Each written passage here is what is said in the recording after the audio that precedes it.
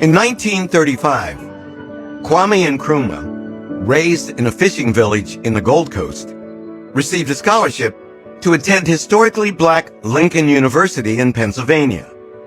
Few could have predicted the impact that Nkrumah would have on the Black African independence movement. Hey, my people, let me take you back to a moment in history you probably didn't learn in school. Picture this. A young African student steps onto the campus of Lincoln University, a small black college in Pennsylvania. He's thousands of miles from home. But what he finds there, books, ideas, black professors, and peers with fire in their eyes, will set the stage for something far bigger than what he ever imagined. That student, Kwame Nkrumah, who would later lead Ghana to become the first sub-Saharan African country to gain independence and the nation's first president. And he wasn't the only one. Nnamdi Azikiwe, Nigeria's founding president, walked those same halls. Langston Hughes, the literary architect of the Harlem Renaissance, sharpened his voice there too. So what was it about this place and others like it? Morehouse College, where a young Martin Luther King Jr. found his voice. Howard University, the Black Harvard, where thinkers like Thurgood Marshall, Toni Morrison, and Chadwick Boseman walked into the halls. Spelman, where generations of Black women were taught to lead, not just follow. Tuskegee, where Booker T. Washington trained engineers, scientists, and agricultural innovators who would build Black America from the ground up. What was it about these places, these HBCUs, that consistently produced leaders who changed the course of history? It wasn't just the curriculum. It was the culture. It was the confidence that came from being educated by people who looked like you, who believed in you, and who saw your brilliance before the world did. It was the freedom to think radical thoughts in spaces designed to nurture, not silence you. These schools didn't just hand out degrees. They built movements, birthed nations, and molded disruptors. Because when the rest of the world said, know your place, HBCUs said, lead it. So today we're talking about HBCUs, historically Black colleges and universities, and the role they've played in shaping not just American history, but global Black liberation. These weren't just schools, no. They were launch pads for revolutions, incubators for independence, safe havens where Black minds could think freely, organize boldly, and imagine futures the world said were impossible. And here's why this story matters now. Because as we speak, we're watching a coordinated attack on DEI, on Black-led institutions, on the very idea of equity in education. President Trump is threatening to dismantle it all. And yet, the same systems that were never meant for us are still being weaponized to erase us.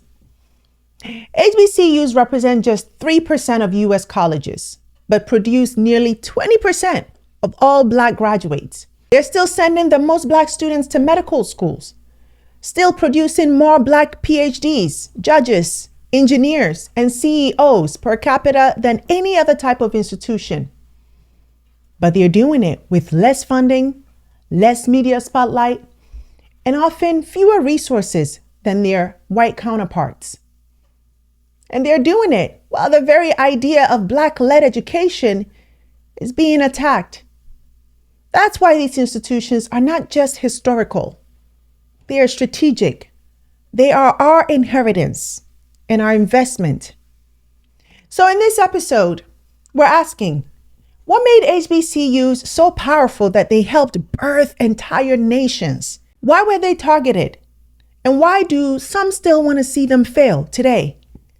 And what would it mean to truly invest in Black-led education today? Because in a time when the world is trying to rewrite our story, our history, we need to remember this. We've always had the power to teach our own. And when we do, we raise up freedom fighters, presidents, poets, and movements. We're going to break it down. But first, a big welcome to all of our new subscribers and members. I am so glad you are here.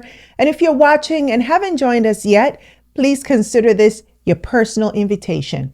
Because here at Planet Genius TV, we're not just building a channel. We're creating a global home for Black stories that are told with truth, with intention, and with power. And if that speaks to you, and I hope it does, hit subscribe, tap the bell, drop a super thanks, or join our membership community where we go beyond the headlines with exclusive content, behind the scenes conversations, and a front row seat to the dialogue shaping our future. I am particularly excited to bring you my Make Your Mark podcast, where I have intimate sit-down conversations with leaders, influencers, and trailblazers who are changing the game. These are people you want to know because they are literally shaping our world today and tomorrow. So join our membership community and be the first to know. All right, now let's break it down. Now, before we talk about how HBCUs helped liberate nations, we need to understand why they had to be created in the first place. Because HBCUs weren't just schools. They were acts of resistance, strategic, visionary, and absolutely necessary. Since 1837, more than 100 historically Black colleges and universities have been founded in the United States.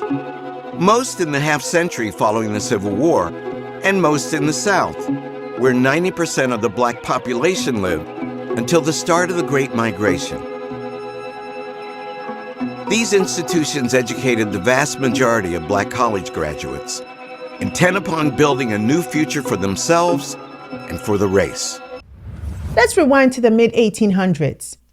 In a country where enslaved people were literally punished for learning to read, where most white colleges explicitly banned Black students, and where education for Black Americans often meant just enough literacy to work in service jobs, something bold happened.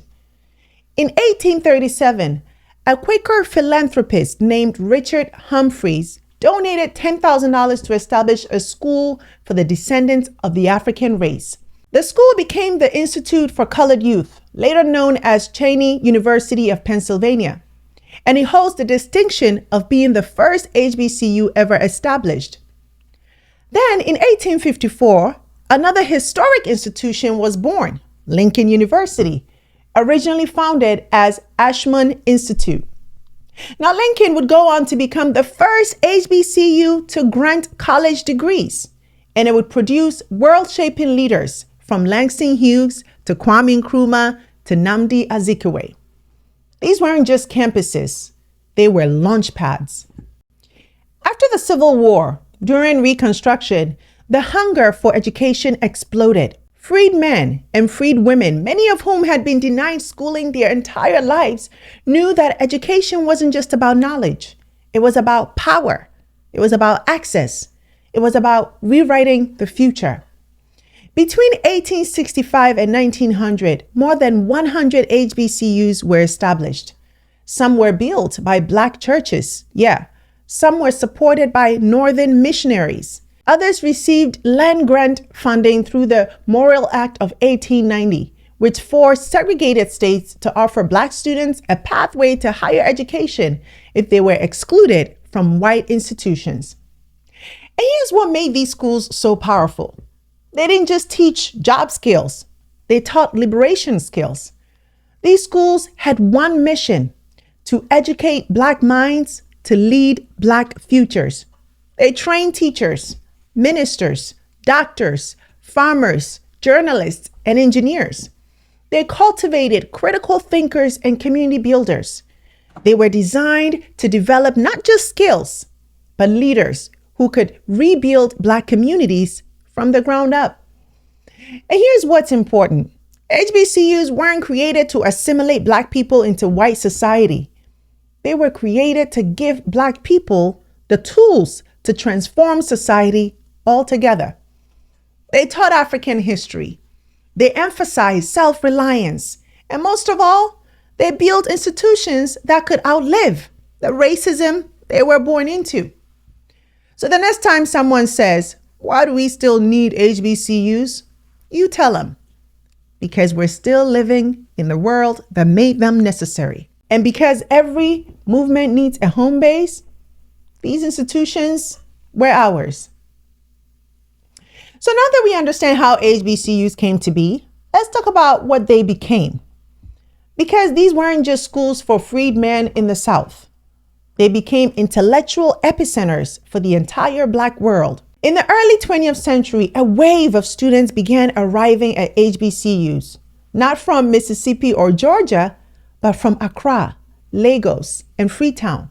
They came to study, but they left with something far more powerful, a vision for freedom.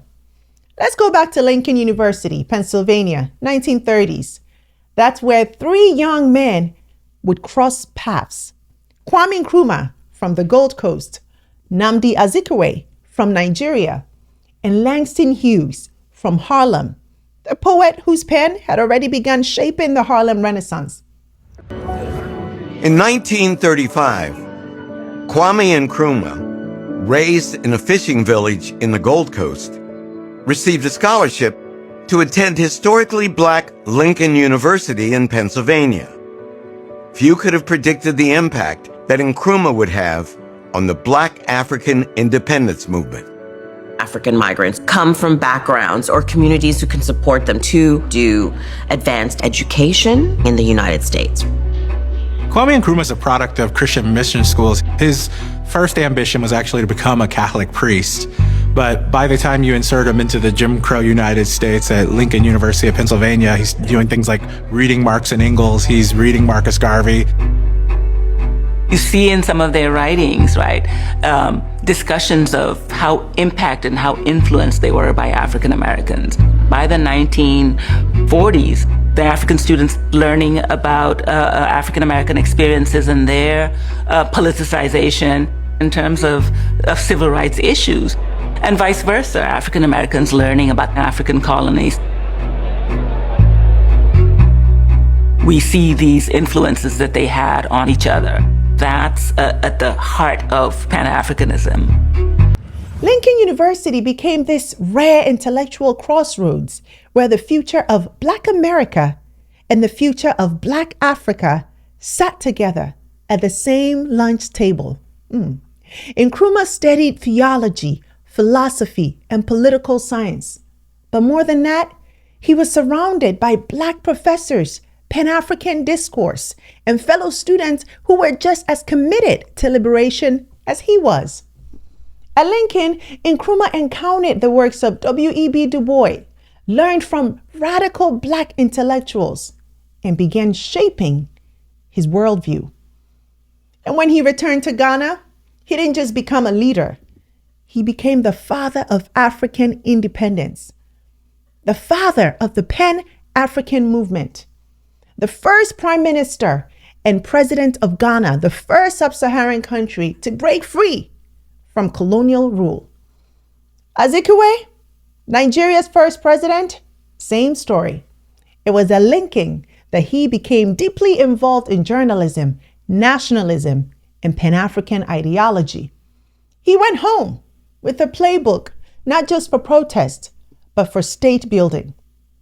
And they weren't just classmates. They were friends. They debated politics, Pan-Africanism, colonialism, and art. They wrote letters to one another long after graduation. They dreamed not just of degrees, but of Black-led nations, Black power, and Black futures that defied the world's expectations. Langston Hughes would later reflect on how Nkrumah would disappear for hours, buried in books and political theory. Nkrumah, in turn, was deeply influenced by Hughes's poetry, its beauty, defiance, and clarity about the Black struggle. And Nnamdi? Well, he was known on campus as Zik, charismatic, bold, already imagining Nigeria's place in the world. He and Nkrumah sometimes disagreed on tactics, but they agreed on the mission: liberate Africa, connect the diaspora, own the narrative. Imagine that. 3 young Black men from 3 corners of the Black world walking across the same yard in rural Pennsylvania. One would become a president, one would become a poet of a generation, and one would become a Pan-African icon who inspired liberation movements across continent. What are the odds? But that's the thing about HBCUs. They've always been places where the improbable becomes inevitable, where Black minds meet and the world shifts. What Lincoln gave them was more than just a degree. It gave them a network, a community, a blueprint, a vision.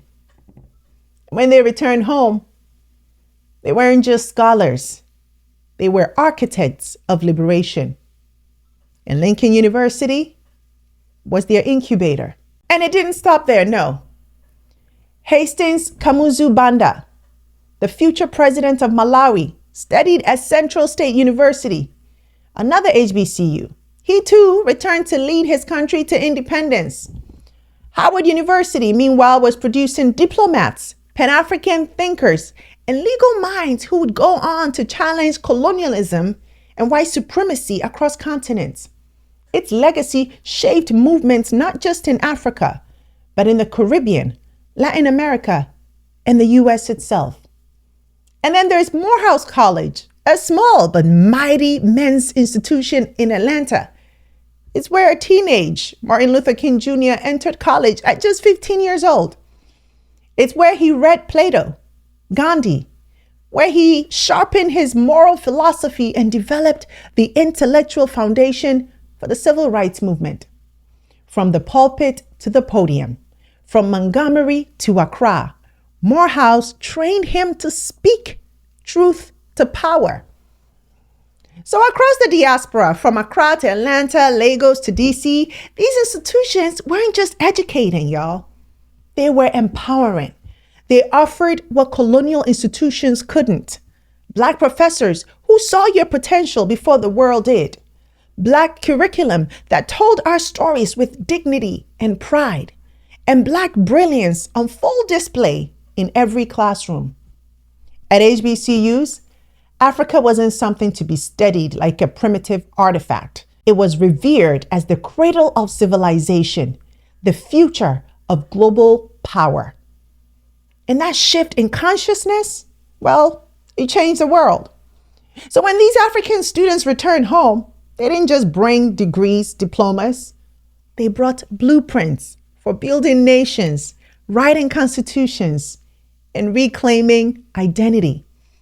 They modeled their governments and education systems on what they saw at HBCUs, Black-led institutions that believed in the genius, value, and destiny of their people. So no, HBCUs didn't just impact America. They helped redraw the map of the 20th century. While African students were leaving HBCUs with blueprints for national liberation abroad, Black Americans were fighting for something just as urgent right here at home too. The right to live, to work, vote, and exist with dignity in the land that they helped build. And once again, HBCUs were at the center of the fight. From the 1950s through the 1970s, historically Black colleges and universities became the nerve centers of the civil rights movement. They were the places where strategy was born, where courage was cultivated, and where young Black students learned that they didn't just have a voice, they had a responsibility. Let's start with the sittings. In 1960, 4 students from North Carolina A&T State University walked into a Woolworths in Greensboro, North Carolina, sat down at a white-only lunch counter, and refused to leave.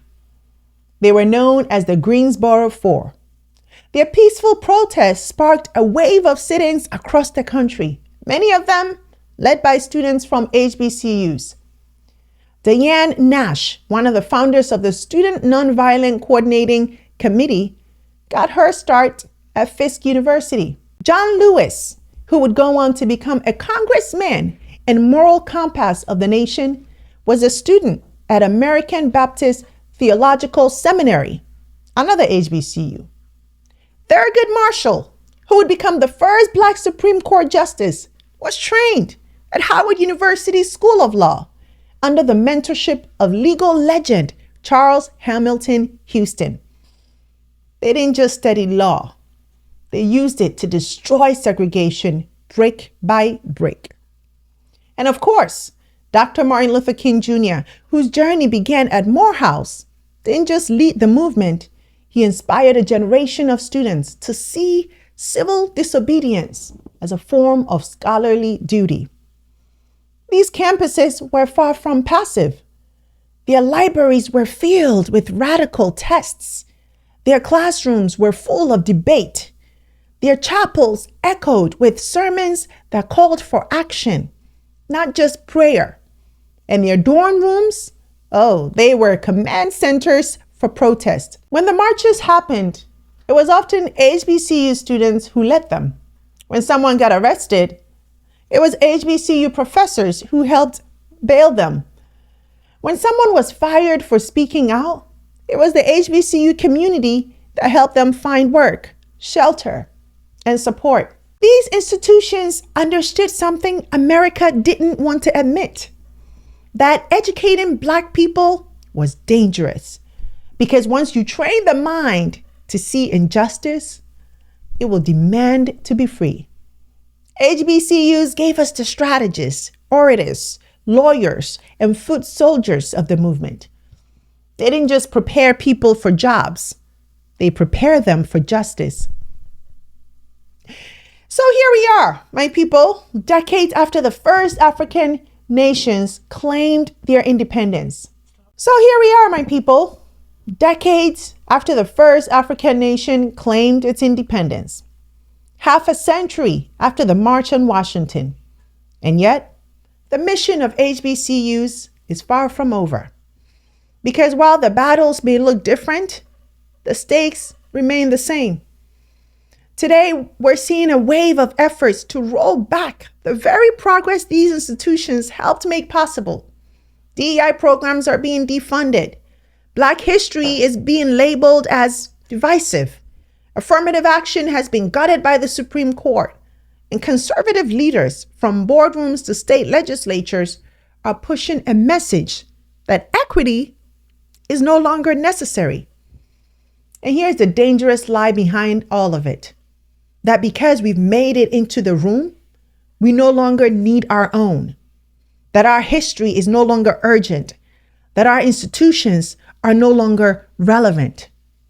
But let me say this clearly. We still need HBCUs because the gap is still wide. Black students still face underfunded schools, cultural isolation, and systemic barriers in predominantly white institutions. Black faculty are still underrepresented and undersupported. Black leadership pipelines in law, medicine, politics, finance, and tech are still too narrow. And the wealth gap, it's not shrinking, it's growing.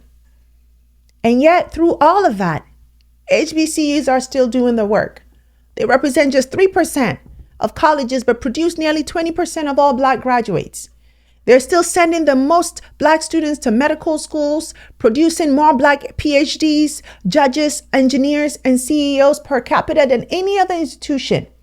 But again, doing it with less funding, less spotlight, and fewer resources. And so again, that's why these institutions are necessary, because they teach more than math or marketing. They teach power, pride, identity, and purpose. They teach us how to lead without waiting for permission. So whether you're a student, a donor, a policymaker, or a parent, this is your reminder. HBCUs are not a backup plan. They're a blueprint, a sacred site of Black excellence that has shaped nations and still can. So where do we go from here, my people?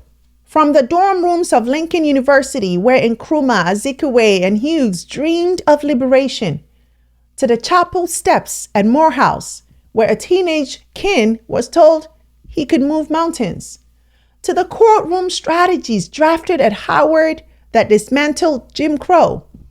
HBCUs have never just been schools. They've been headquarters for revolution, incubators for Black leadership, and living proof that we don't need anyone's permission to be brilliant. They've shaped not just individual careers, but entire movements, entire countries, entire generations. And in a time when our stories are under attack, when our institutions are being defunded, when our children are told to sit quietly and move on from history, we need to remember why these schools were built in the first place. Because they weren't built for respectability. They were built for resistance. They were built to say, if the world won't teach us the truth, we'll teach it ourselves. If the world won't give us power, we'll build our own. And that's what they've done for nearly 200 years. So whether you went to an HBCU or not, whether you're in America, Africa, the Caribbean, or wherever you are in the diaspora, this is your legacy too. Because when we build institutions that center us, that love us, that invest in our genius, we don't just learn, we lead. And if we want to protect the future of Black freedom, we have to protect the places that have always made it possible. So that's it for today's show, my people. Thank you so much for watching. Now, if this episode moved you or if you learned something new, don't keep it to yourself. Share it with someone, drop a comment, subscribe to our channel, and consider joining our membership community where we go deeper beyond the headlines. I'm Sandra Babu-Boateng. Until next time, take care. Hey you! Thanks so much for watching this episode. I hope you enjoyed it, and if you did, don't forget to subscribe and join the family. Also, visit face2faceafrica.com for your daily news and updates on what's going on within the global Black community so you can stay informed.